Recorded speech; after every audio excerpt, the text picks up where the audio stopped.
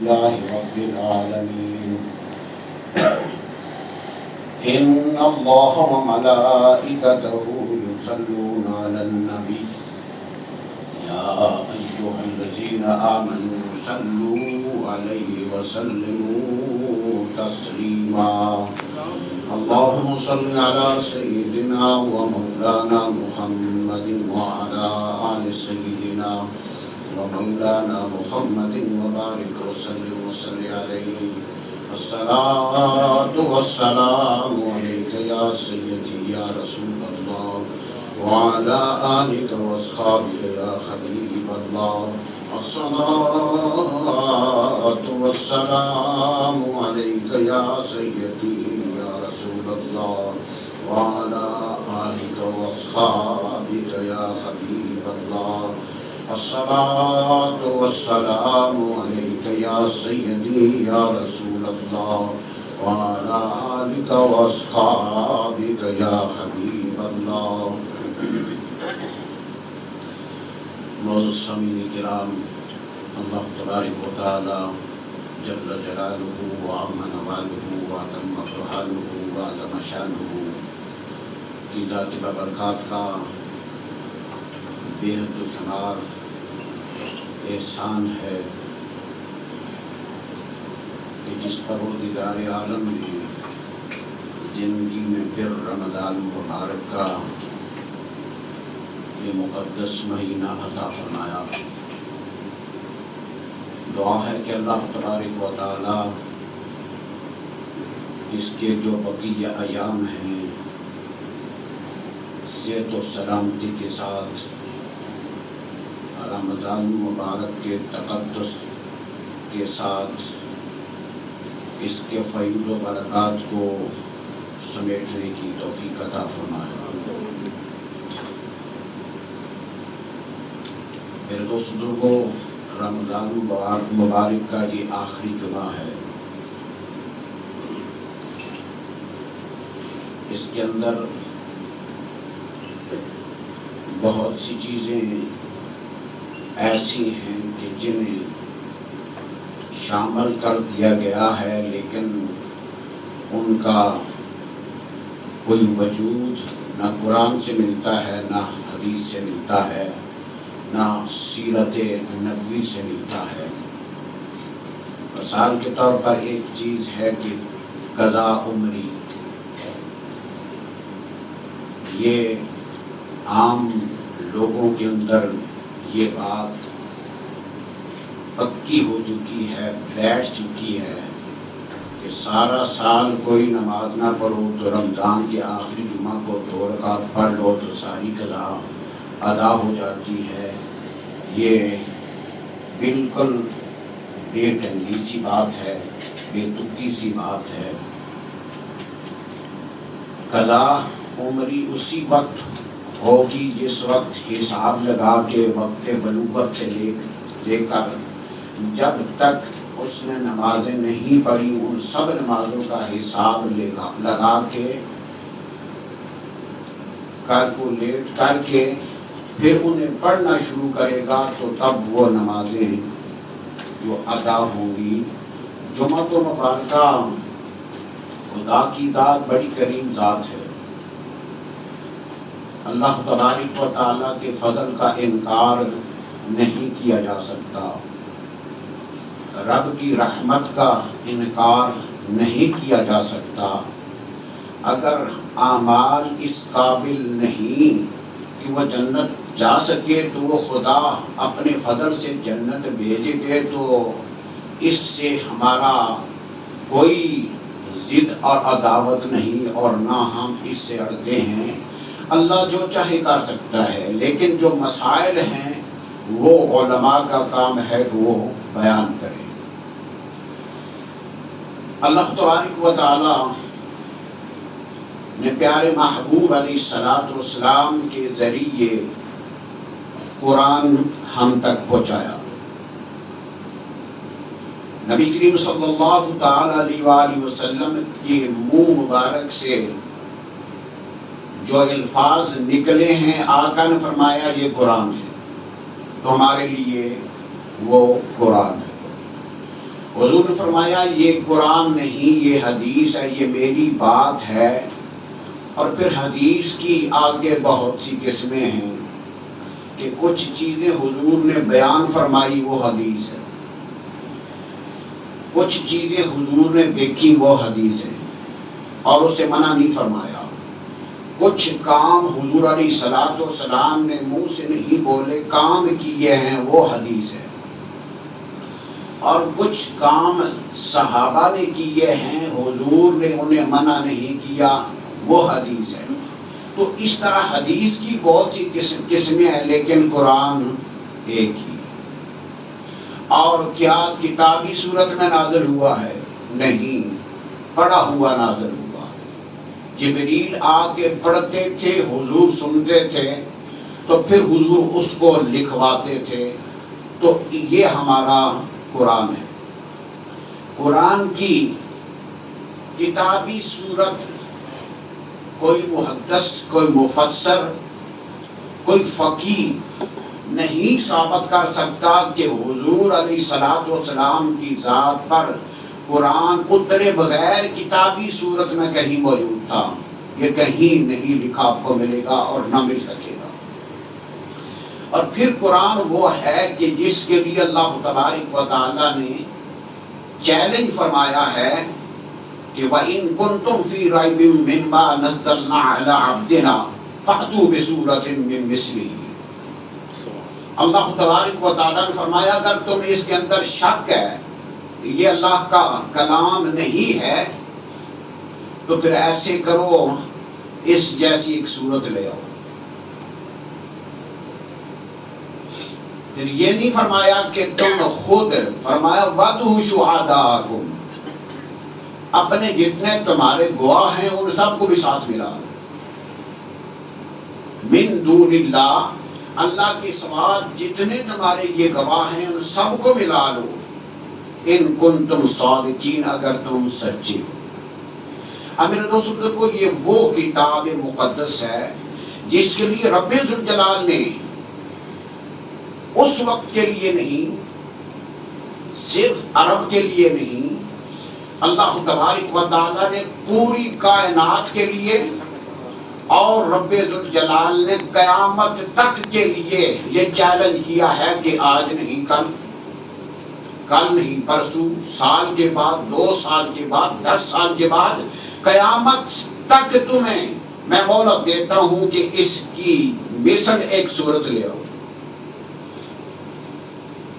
تو میرے دوستو، ہزار صفحے کے، 2,000 صفحے کی اور کئی جلدوں کی کتابیں عربی کے اندر موجود ہیں، عربی لغات موجود ہیں کہ عرب کے جو عربی زبان کے لفظوں کے معنی ہیں وہ کئی لغات کے اندر لکھے ہوئے ہیں، لیکن قرآن کی مثل کوئی نہیں لا سکا اور نہ لا سکتا ہے۔ اس لیے یہ لا ریب کتاب ہے، اس کے اندر کوئی شک شبہ نہیں ہو سکتا، اور اس کا ایک حرف نہ کم ہو سکتا ہے نہ زیادہ ہو سکتا ہے، حرف کو حرف سے بدلا بھی نہیں جا سکتا۔ اسے اللہ تبارک و تعالیٰ نے اتنا مکمل بنا دیا ہے۔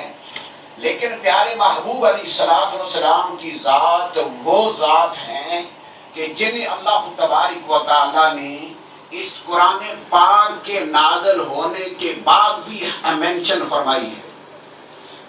اللہ تبارک و تعالیٰ نے حضور کو یہ اختیارات عطا فرمائے ہیں کہ آقا علیہ الصلوۃ والسلام قرآن پاک کی آیت نازل ہو چکی ہے، قرآن کا حصہ بن چکی ہے، لیکن اللہ تبارک و تعالیٰ نے اپنے محبوب کو اختیارات عطا فرمائے ہیں ان کے متعلق، کیونکہ چند ایک نوجوان بچوں کا یہ دل تھا، ان کی یہ فرمائش تھی کہ ہمیں پیارے محبوب علیہ الصلوۃ والسلام کے اختیارات جو اللہ تبارک و تعالیٰ کے قرآن سے ہٹ کے ہیں وہ بتائیں کہ کیا اللہ نے حضور کو کچھ اختیارات دیے۔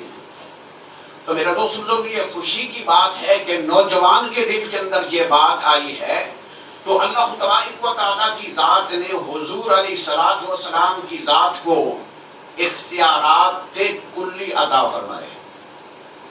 یہ نہیں کہ خدا سے پہلے پوچھ کے، خدا سے اجازت لے کے، اللہ تبارک و تعالیٰ کی رضا اور رغبت اور مرضی سے نہیں. حضور علیہ الصلوۃ والسلام کی ذات نے جو کام کیے ہیں وہ اللہ کے قرآن کے بالکل مخالف ہیں، لیکن اللہ تبارک و تعالیٰ نے حضور علیہ الصلوۃ والسلام کی ذات کا رد نہیں فرمایا. میرے محبوب، آپ نے یہ بات غلط کر دی ہے. جس طرح بیٹا باپ کے لیے بہت پیارا ہوتا ہے، اس کی وراثت ہوتا ہے، اس کی دل کی ہر بات اس کے لیے کھلی ہوتی ہے، لیکن اللہ تبارک و تعالیٰ اولاد سے پاک ہے، بیوی بچوں سے پاک ہے.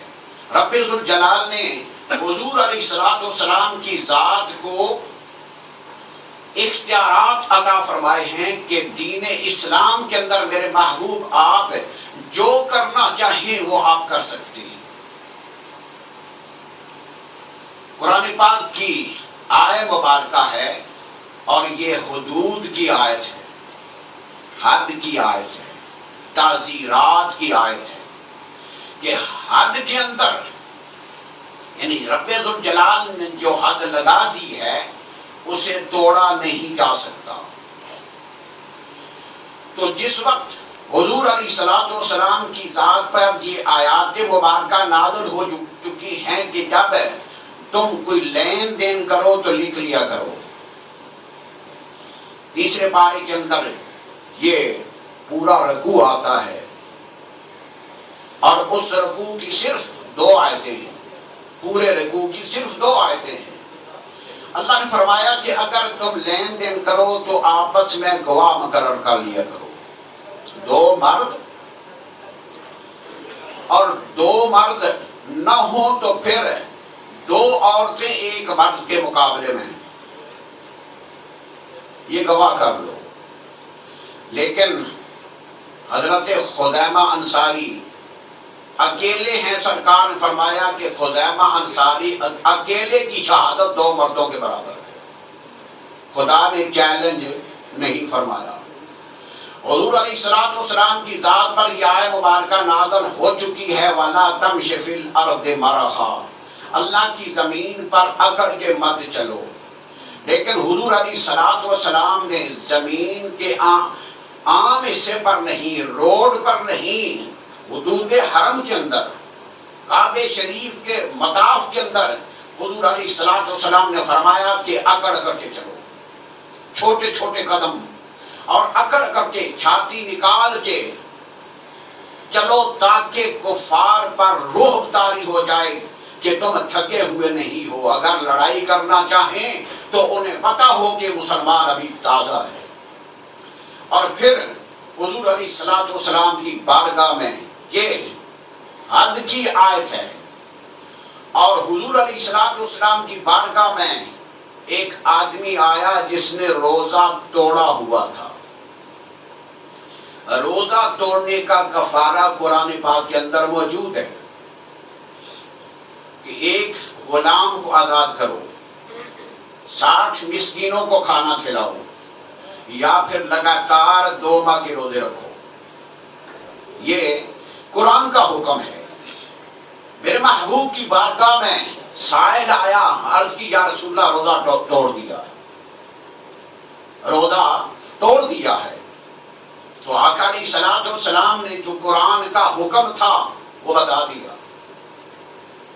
یا رسول اللہ اگر 2 غلام آزاد کر سکتا روزہ کیوں توڑتا؟ پھر 60 دن کے روزے رکھ سکتا تو یہ کیوں توڑتا؟ 60 مسکینوں کو کھانا کھلا سکتا تو آپ کی بارگاہ میں کیوں آتا کہ میرے پاس اپنے کھانے کے لیے نہیں ہے.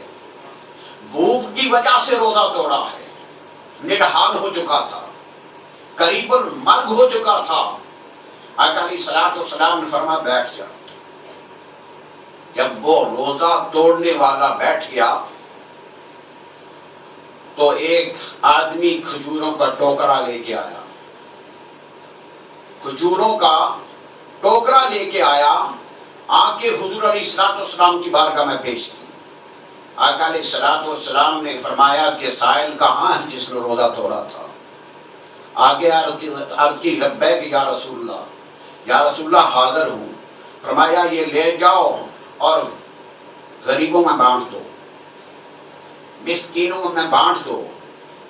اس نے عرض کی یا رسول اللہ اس وقت مجھ سے بڑھ کر کوئی مسکین نہیں، کوئی غریب نہیں، کوئی نادار نہیں۔ آقا علیہ السلام نے فرمایا اچھا یہ لے جاؤ، تم بھی کھاؤ، تمہارے بچے کھائیں، تمہارا کفارہ ادا ہو جائے گا۔ اب اندازہ فرمائیں کہ اللہ تبارک و تعالیٰ نے جو آیہ مبارکہ نازل فرمائی ہیں ان کے اندر حضور علیہ السلام کو یہ اختیارات عطا فرمائے ہیں۔ کیوں عطا فرمائے؟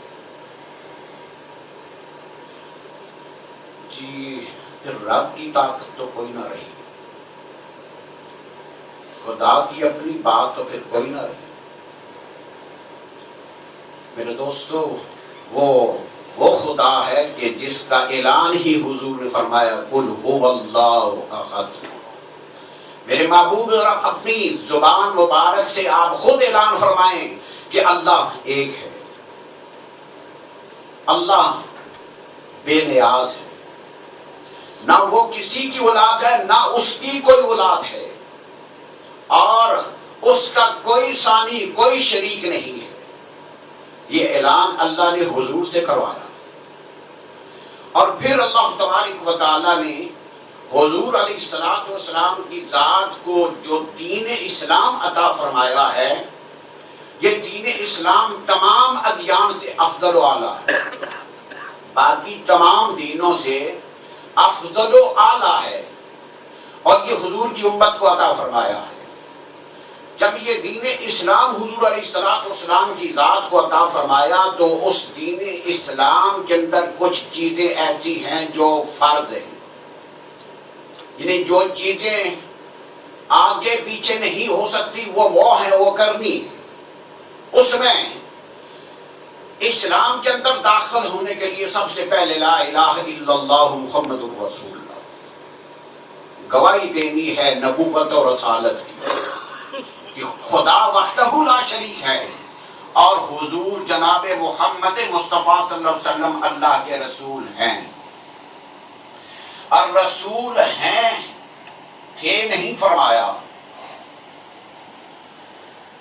آقا علیہ السلام رسول ہیں، جب تک دنیا ہے تب بھی رسول ہیں، جب قیامت ہو جائے گی تب بھی رسول ہیں، قیامت تک، قیامت کے بعد بھی حضور رسول ہیں۔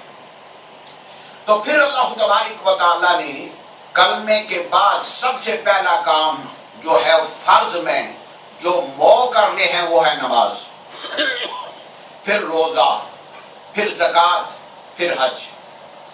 جب زکوٰۃ اور حج کا معاملہ مال سے ہے، لیکن نماز اور روزہ اس کا تعلق مال سے نہیں ہے، یہ جسمانی عبادت ہیں۔ اللہ تبارک و تعالیٰ نے نماز فرض فرما دی، روزہ فرض فرما دیا، اب نماز کی فرضیت کا انکار کرنے والا کافر ہو جاتا ہے۔ ایک آدمی نہیں پڑھتا، ساری زندگی نہیں پڑھتا، نماز کی فرضیت کا انکار نہیں کرتا، وہ کافر نہیں کہلاتا، اس کے اور نام ہیں۔ لیکن جب نماز کی فرضیت کا انکار کر دیتا ہے، چاہے وہ تہجد گزار کیوں نہ ہو، چاہے وہ عالم کیوں نہ ہو، چاہے مفسر کیوں نہ ہو، چاہے فقیہ کیوں نہ ہو، جب نماز کی فرضیت کا انکار کر دے گا کافر ہو جائے گا۔ اس کے بعد اگر وہ دن کے اندر 50 نماز میں بھی پڑھے گا تو وہ مومن نہیں کہلائے گا۔ اسی طرح روزہ ہے، روزہ ایک آدمی نہیں رکھ سکتا، اس کے لیے عرض کر چکا ہوں کہ اللہ تبارک و تعالیٰ نے چھوٹیں عطا فرمائی، لیکن جب حضور علیہ السلام کی ذات کی وجہ سے حضور کی امت کو جو دین عطا فرمایا اس کے اندر نماز بھی فرض ہے، روزہ بھی فرض ہے، اور پھر دو چیزوں کا تعلق مال سے ہے، مال ہے تو فرض، نہیں تو فرض نہیں۔ اگر مال ہونے کے باوجود کوئی ان کا انکار کرتا ہے یا نہیں مال پھر بھی انکار کرتا ہے تو کافر ہو جاتا ہے۔ حج کی فرضیت کا انکار کرنے والا، زکوٰۃ کی فرضیت کا انکار کرنے والا کافر ہو جاتا ہے۔ تو میرے دوستوں بزرگوں، اللہ تبارک و تعالیٰ کی ذات نے ایمان کسے کہا ہے؟ نماز ایمان ہے؟ نہیں، جزو ایمان ہے۔ روزہ ایمان ہے؟ نہیں، جزو ایمان ہے۔ زکوٰۃ ایمان ہے؟ نہیں، جزو ایمان ہے۔ حج ایمان ہے؟ نہیں، جزو ایمان ہے۔ ایمان کیا ہے؟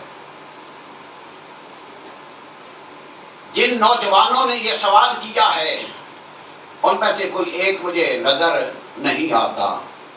اللہ تبارک و تعالیٰ کی ذات نے قرآن پاک کے اندر اس بات کی وضاحت فرمائی ہے، سورہ توبہ 10واں پارہ آیت نمبر 24۔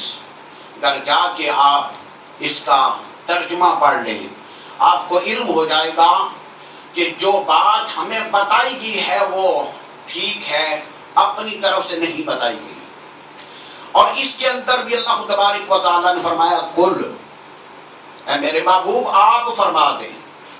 یعنی اللہ تبارک و تعالیٰ نے یہ آیت اپنے حوالے سے نہیں فرمائی کہ میں کہہ رہا ہوں، تمہارا خدا کہہ رہا ہے، رب ذوالجلال کی ذات کہہ رہی ہے۔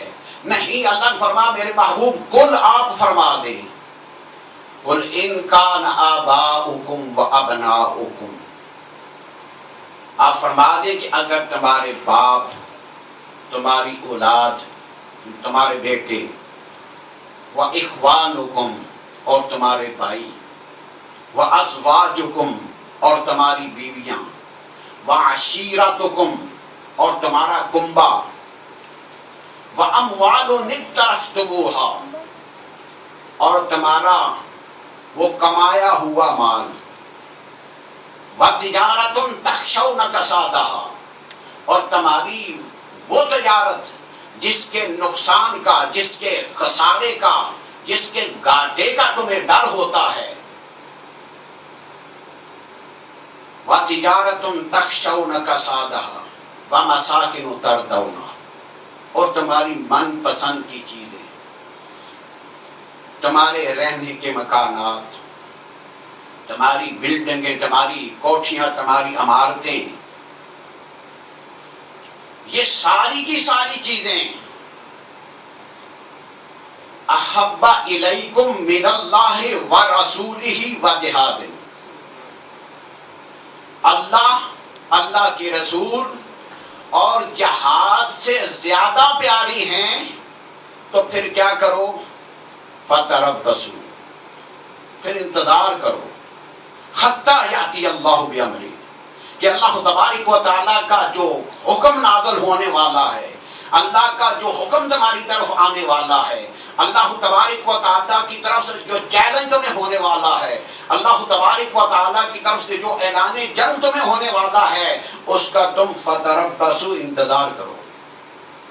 اللہ تبارک و تعالیٰ نے فرمایا میری محبت، میرے محبوب کی محبت اور اللہ کے راستے میں جہاد کی محبت سے زیادہ یہ ساری چیزیں پیاری ہیں، تو پھر انتظار کرو کہ اللہ تبارک و تعالیٰ تمہیں اعلان جنگ کرتا ہے، تمہیں چیلنج کرتا ہے، یا اللہ یہ فرما دیتا ہے میں یہ سب کچھ تباہ و برباد کر دوں گا کہ تم میری محبوب سے محبت نہیں کرتے ہو۔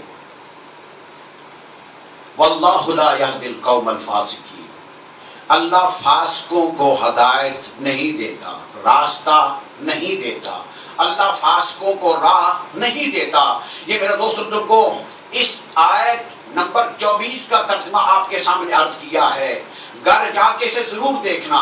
اب اس کا پر ایک حدیث اور بخاری شریف کی حدیث جس کے اندر کوئی شک شبہ نہیں، اللہ کے محبوب فرماتے ہیں لا یؤمن احدکم، تم میں سے کوئی ایک ایماندار نہیں ہو سکتا، حتی اکونا احب الیہ من والدہ و ولدہ والناس اجمعین، اور کما قال علیہ الصلوۃ والسلام جان مال اولاد ہر چیز سے بڑھ کر اگر تمہیں مجھ سے پیار نہیں تو تم ایماندار نہیں ہو۔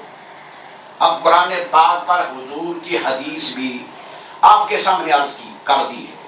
اللہ تبارک و تعالیٰ نے حضور علیہ الصلوۃ والسلام کی ذات کو ایمان قرار دیا ہے۔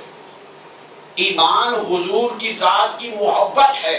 اگر حضور کی ذات سے محبت نہیں ہے تو وہ ایمان نہیں ہے۔ تو جس وقت ایمان نہیں ہوگا، ایمان کے بغیر کسی قسم کی کوئی نیکی اللہ کی بارگاہ میں قبول نہیں ہوتی۔ ایمان ہوگا تو چھوٹی سی چھوٹی نیکی بھی اللہ کی بارگاہ میں قبول ہو جائے گی۔ تو جس وقت پیارے محبوب علیہ الصلوۃ والسلام کی ذات کو اللہ تبارک و تعالیٰ نے ایمان قرار دیا ہے، حضور کی محبت کو ایمان قرار دیا ہے، تو اس وقت پھر ہمیں سوچنا پڑے گا کہ آیا ہم حضور سے کتنی محبت کرتے ہیں۔ یہ نماز، روزہ، حج، زکوٰۃ یہ اسلام ہے۔ جب اسلام پر ہم اس وقت پورے طور پر چل رہے ہوں گے جب ہمارے اندر ایمان ہوگا۔ اب اگر زکوٰۃ و خیرات دیکھیں تو غیر مسلم ہم سے زیادہ کرتے ہیں، لوگوں کو نوازتے ہیں۔ سیدنا فاروق اعظم کا قانون انہوں نے رائج کیا ہوا ہے، جس کا حق ہوتا ہے اسے ملتا ہے، لیکن کیا ہے کہ ان کے پاس دولت ایمان نہیں۔ اور پھر ناروے وہ ملک ہے جس ملک نے مسلمانوں کو ہر قسم کا تحفظ دیا ہوا ہے، ہر قسم کی آزادی دی ہوئی ہے۔ تو اللہ تبارک و تعالیٰ اس ملک کو بھی قائم رکھے اور دشمنوں سے بچا کے رکھے۔ میرے دوست بزرگوں، ایمان حضور کی ذات ہے۔ پیارے محبوب علیہ الصلوۃ والسلام کی ذات سیدنا فاروق اعظم رضی اللہ تعالیٰ عنہ سے پوچھتی ہے کہ اے عمر، میں تمہیں کتنا پیارا لگتا ہوں، میں تمہیں کتنا پیارا لگتا ہوں۔ عرض کی یا رسول اللہ، میری اپنی جان کے بعد آپ مجھے سب سے زیادہ پیارے۔ آقا نے فرمایا تیرا ایمان ابھی مکمل نہیں ہوا، جب تک ہر چیز سے تیری جان سے بڑھ کر میں تمہیں پیارا نہیں ہوں اس وقت تک تمہارا ایمان مکمل نہیں ہوگا۔ اب مراد رسول ہے جسے اللہ سے حضور نے مانگ کے لیا ہے، ان سے اگر یہ بات فرمائی تو پھر ہم کس بات کی ہوں؟ میرے دوست بزرگوں، جب تک حضور سے ہماری محبت تمام چیزوں سے بڑھ کر نہیں ہوگی تو ہم خدا کو راضی نہیں کر سکیں گے، خدا ہم سے کبھی راضی نہیں ہوگا۔ اور اللہ تبارک و تعالیٰ کرم فرمائے اور کروڑ کروڑ رحمتیں خدا اعلیٰ حضرت کی قبر پر نازل فرمائے کہ اعلیٰ حضرت نے اسی آیت کا شعر پیش کیا ہے، لیکن خدا کی قسم کھا کے پیش کیا، ویسے نہیں، خدا کی قسم کھا کے فرمایا بخدا خدا کا یہی ہے در، نہیں اور کوئی مفر مگر، بخدا خدا کا یہی ہے در، نہیں اور کوئی مفر مگر، جو وہاں سے ہو یہی آ کے ہو، جو یہاں نہیں تو وہاں نہیں۔ فرماتے خدا کی قسم کھا کے کہتا ہوں کہ خدا کا یہی در ہے، در مصطفیٰ خدا کا در ہے، اور اس سے ادھر ادھر فرار کی کوئی جگہ نہیں ہے، کہیں بھاگ نہیں سکتا، کوئی بہانہ نہیں لگا سکتا۔ اور جو اللہ کی بارگاہ سے جو چاہتا ہے وہ حضور کی بارگاہ پہ آئے گا، جب حضور کی بارگاہ کے اندر آئے گا وہاں سے حضور عطا فرمائیں گے تو پھر وہ مل جائے گا۔ اس پر بھی اللہ تبارک و تعالیٰ نے جو آیت مبارکہ نازل کی اس کے اندر بھی اللہ تبارک و تعالیٰ نے فرمایا کل، اے میرے محبوب آپ فرما دیں ان کنتم تحبون اللہ فاتبعونی یحببکم اللہ ویغفر لکم ذنوبکم واللہ غفور رحیم۔ اے میرے محبوب آپ فرما دیں اگر کوئی چاہتا ہے کہ اللہ سے محبت کرنا چاہتا ہے تو کیا کرے؟ حضور کی بارگاہ میں آ جائے، حضور سے محبت کرے۔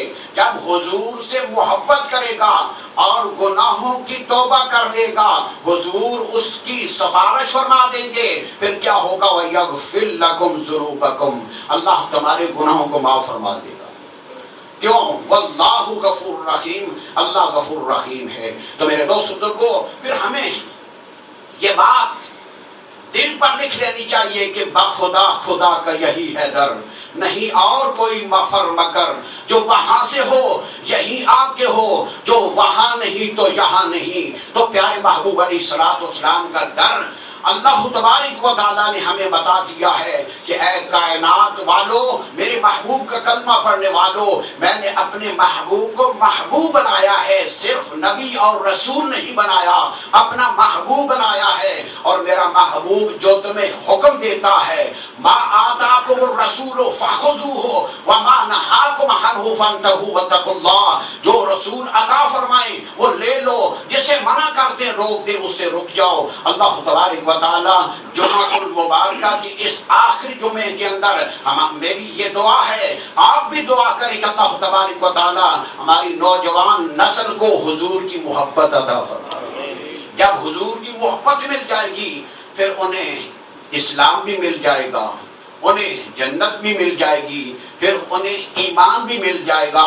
تو اللہ تبارک و تعالیٰ اپنے محبوب کا صدقہ ان نوجوانوں کو حضور کی محبت سے ان کے سینوں کو معمور کرے کہ جنہوں نے آج کے خطبے کے لیے اس موضوع پر مجھے کچھ کہنے کی درخواست کی تھی، اللہ تبارک و تعالیٰ اپنے محبوب کا صدقہ تمام مسلمانوں کے مسائل کو خدا دور فرمائے، فلسطین کے مسلمانوں پر اللہ رحم فرمائے، ان کی مدد فرمائے، عالم اسلام کے مسلمانوں کو اللہ تبارک و تعالی حضور کی محبت سے بارہ بار فرمائے۔ وما علینا الا البلاغ المبین، وآخر دعوانا الحمدللہ رب العالمین۔